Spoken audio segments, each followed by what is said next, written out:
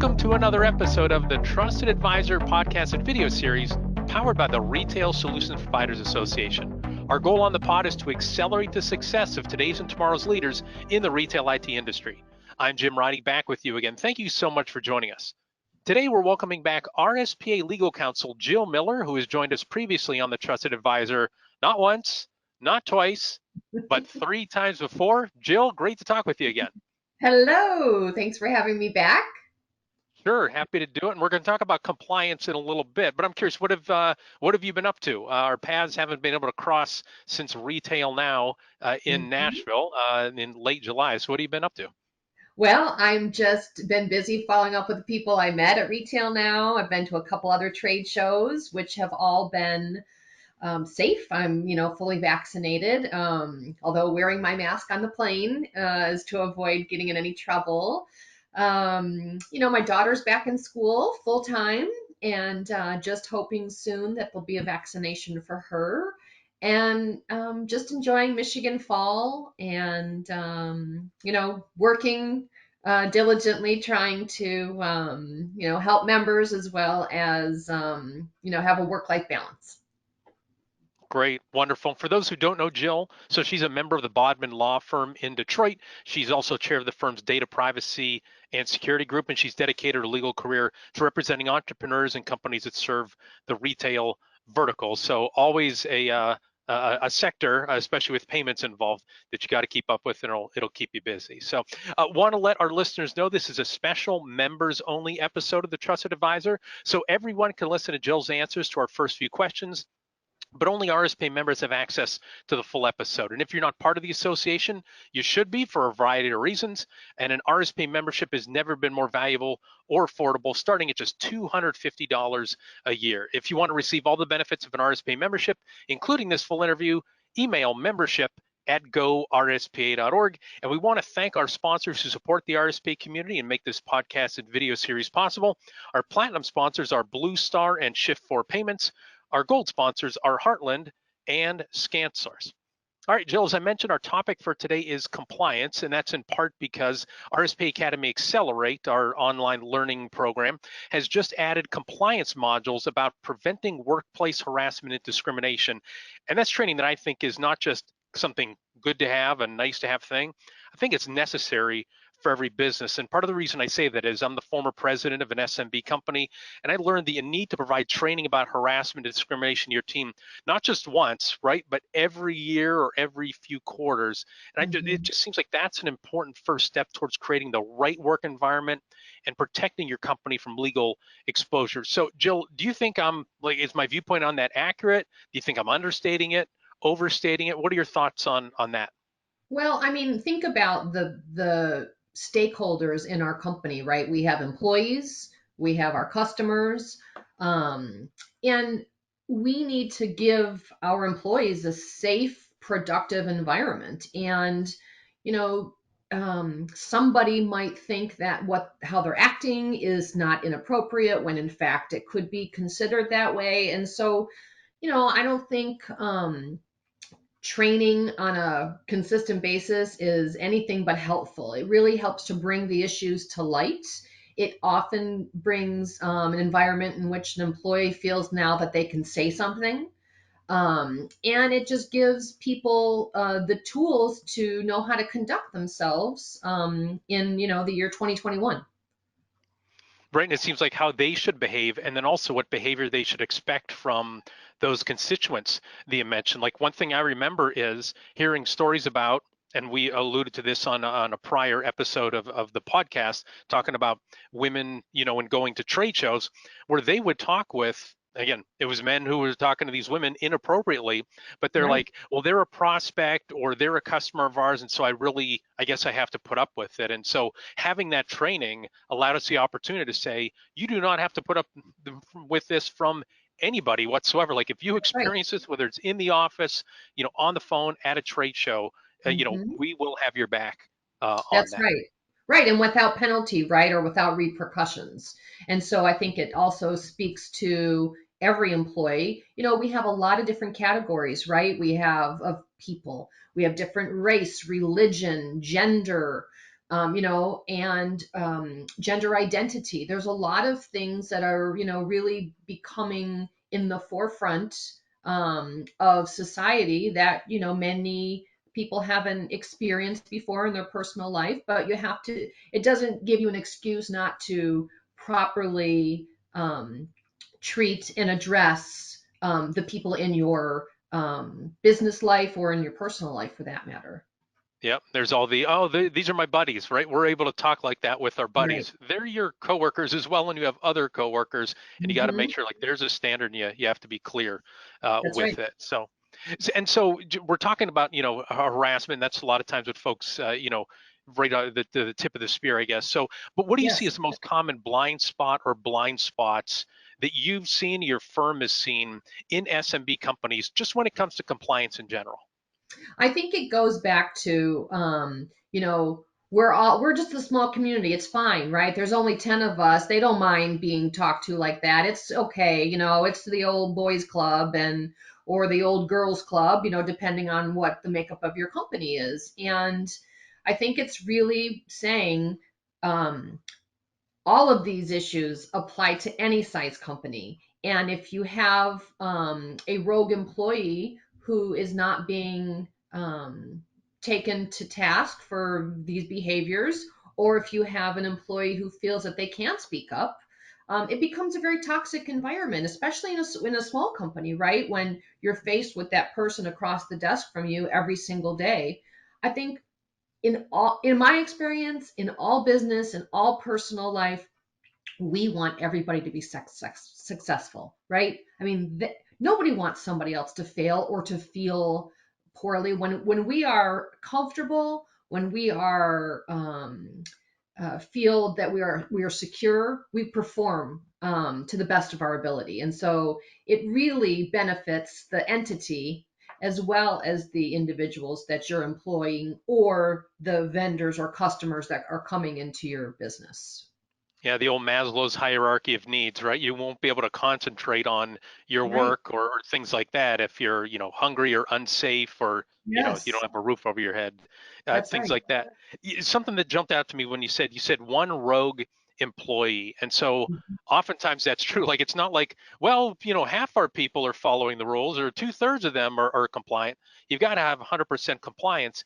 And I Yes. guess what I've seen is, I'm not talking about the RSP in particular, but all SMBs, oftentimes it seems like that one employee is the owner, right? Where they say, I'm the owner, this is my business, it's my building, I can do what I want. And this example is from outside the space, but I remember talking to Yes. somebody at a local company here that's been very successful and talking about inappropriate emails that the owner was sending to a whole bunch of people. He just thought that they were funny jokes, but they were clearly, I mean, not just a little bit over the line, like they were far, far Right. over the line. So I guess what do you say to an owner who thinks, I'm good, it's my company, but can you talk to them, I guess, about what other things they need to comply with, or how they need to think about that differently? Yeah, I mean, they could be sued, right? They could have a claim against them. Their brand and reputation can be severely damaged. And so if their pocketbook is one of the only things that speak to them, having employees in this kind of environment that's acceptable, they're not going to have their employees around too long, and those employees will have a claim. And there's I think people are coming to the hashtag Me Too movement. There's I think it's the world is changing, albeit slowly, and it's just not acceptable. Um, you know, it's never been acceptable, but it's even much more on the front page Right. news as Right. opposed to just in the back office discussion. No, I like how you said that in terms of like it's never been acceptable, but it actually has been accepted because a lot of times there wasn't an awareness of it. And so one thing, this is kind of like how one conversation kind of leads into another. I was talking to somebody in the HR world in our space, and we were talking about employee excuses. And I don't know, Jill, if I ever shared with you my first full-time job out of college, I was working assigning temporaries for a temp firm, a staffing Mhm. firm. And we would Mm-hmm. get all sorts of excuses, like, and so I started tracking them, and this is going back 1992, 1993. And some of the excuses are just flat out humorous. Like somebody wouldn't show up for work, you'd call them up, why didn't you show up for work? And they said, well, that was an imposter who answered the phone and it wasn't me. It's like, no, I talked to you. Um, but I was just Right. reviewing that list because I was sending it to this member because they wanted to see, what they were, again, because the humorous ones jump out. But as I was reviewing it, again, we put everything on there, whether it's good, bad, or indifferent, all the excuses. Like there were things on there that said people grabbing each other's butts at that shop, right? Like that's why they wouldn't go.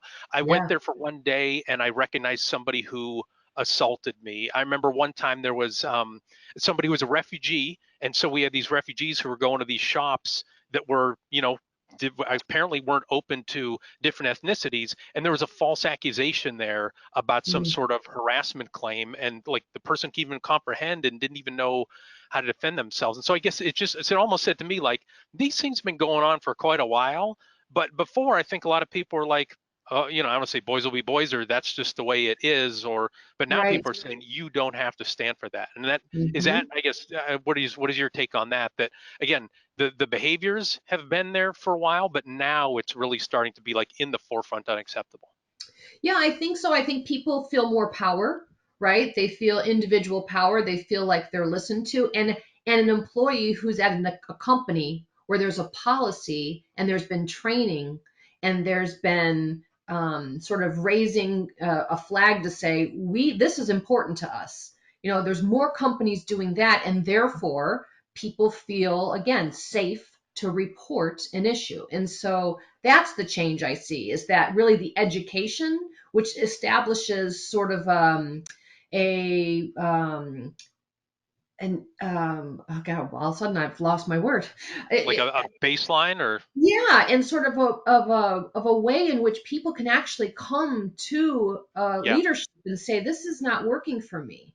And so that's the difference, I think, is really when a company stands behind training, um, protection, safety, and discipline for those kinds of behaviors, an individual is much more comfortable in coming forward. And that's what you need. You need an environment in which the rules are established, right?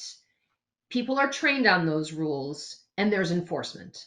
That's what you need for employees and individuals to feel comfortable that they can speak up when they're treated improperly in any type of harassment. Hmm. Yep. And bad news never ages well. So when something happens, you need to find out about it right away and address Yes. that one incident, which again, that's not a good situation, but it's way better than somebody coming 2 years later and saying, here are the 100 things Right. that have happened, right? And that's like, the Right. NCAA calls that lack of institutional control. And, Hmm. again, courts frown upon that as well. And it's So we scary, just, right? It's uh, scary for an individual to do, to sort of stand up for themselves. But if you create an environment, that was my word, yes. in Okay. which people feel safe and comfortable and confident to um, protect themselves, that's what you want to provide. That's right. That's the goal, provide that Yep. environment.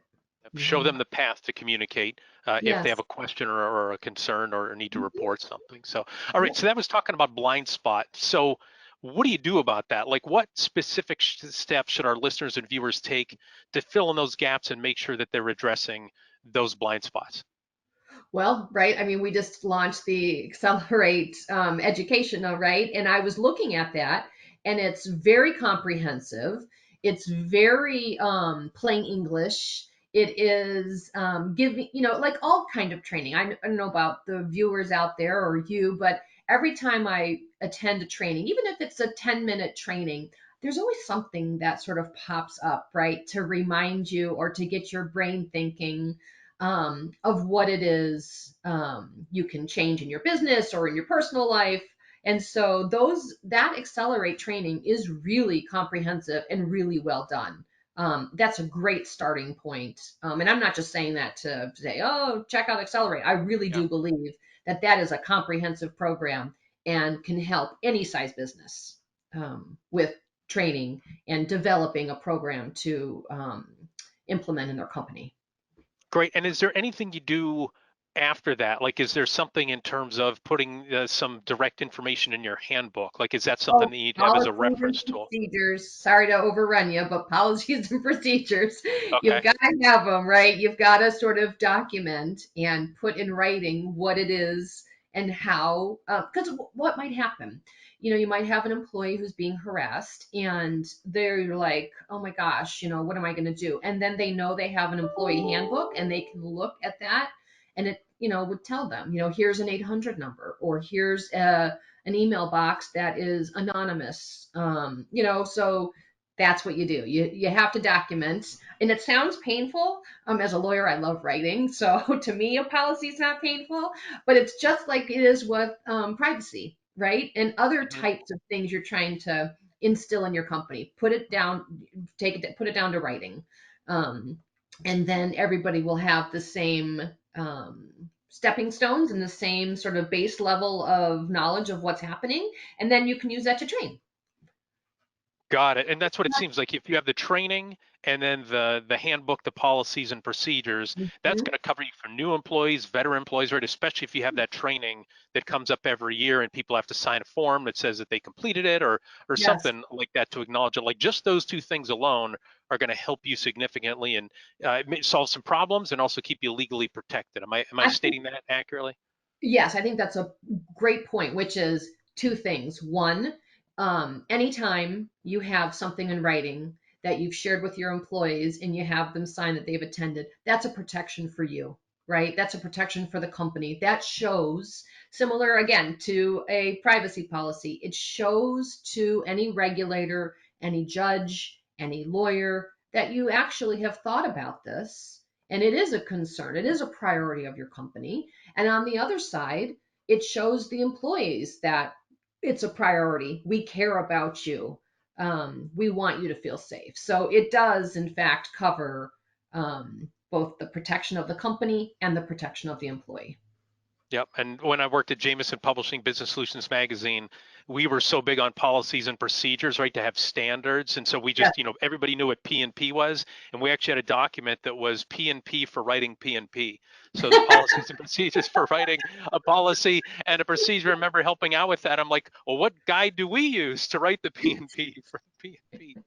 And I think too, again, writing policies, I think that if you can say to your people who are writing the policy, you're not just writing this to go in a book to be filed away. You're doing important work. You're doing important work that affects our company. And so it's not just, sitting, oh, I've got to write this policy. This is so painful. Think about it as a way in which you're benefiting your company, that you're benefiting your colleagues, that you're benefiting yourself personally one day, and not just a document that you're going to just sort of throw in the drawer. It's where, to use a cliche about the rubber hits the road, but it's where your culture is the rubber that hits the road, right? It's not just what you have up on the wall. It's actually those policies. And hopefully you'll like this because you're an attorney. And so we had our handbook, and so we brought in a new counsel, and they went through and read our handbook, and they said, I was surprised. Remember this because we actually had a handbook committee that would meet quarterly. The owner and some operations folks, and this attorney came in and said, I was surprised that you didn't have a section in your handbook about alcohol consumption at work. And he said, why is that? And the owner said, oh, that's an easy one because we drink at work. Oh, gee.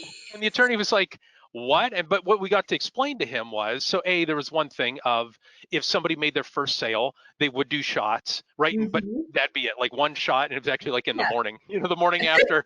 And so it wasn't like people were driving.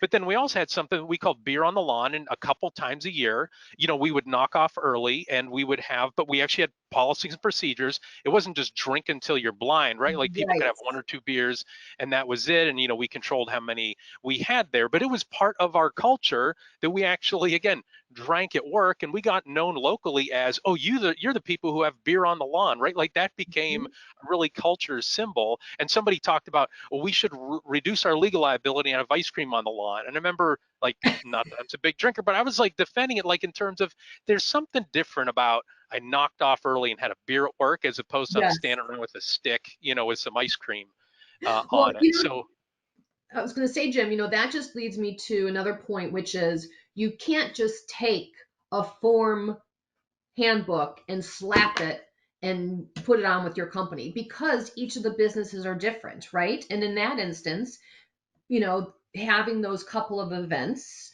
and monitoring them, and so you couldn't just take some off of the shelf handbook for your company, Yep. because each company is unique and different. And one of my clients in my early days before going to law school was Sam Adams. And so we would head to Boston, and they had the room with the taps, and they had beer in the conference room. That was the culture of a beer distributing and manufacturing companies. So depending on your entity, you may have different rules and regulations than maybe a company that is doing scientific research. So, it's customizable, and it's something that should be thoughtful and not just, oh, we pulled this off the internet, here's our policy and procedure. Yep. Yeah. And compliance and training about harassment doesn't Mhm. mean, oh, we can't have any fun anymore. We can't joke. I guess we can't joke anymore. Like that's what I hear Right. people, when they kind of No. overreact. And it's like, no, like we're laughing multiple times every Yes. day in this environment, but there's just a certain line that you can't cross, right? Like you can have fun with each other, but there's Yes. certain areas you just absolutely should stay away from, and from a regulatory standpoint need to stay away from. Yeah, and I've been going back to my office a couple of days a week, and we were just having some hallway talk the other day. There was maybe 5 or 6 of us in there, and we were just having a good time, just again talking and getting back to business and seeing one another, and then again there were lots of laughs, and it's fun to be with employees and your coworkers. Again, you treat each other with respect and dignity, and yeah, so not having to cross a line is not a way in which to have fun. I mean, there were men and women, and we just were having a good time. Yeah, and that the training and your policies procedures make it clear to everybody where that line is. So, Yes. well, for my next question, Jill, I want to ask your advice about how to avoid EEOC claims. I also have a question about data management, but your answers to those questions will be for RSPA members only. So to receive all the benefits of an RSPA membership, email membership@gorspa.org. And so to our listeners, if you're not already a member, or if you are already a member, go to the RSPA website, log in, and visit the on-demand section of the RSPA Academy EXCELerate to listen to the remainder of this podcast.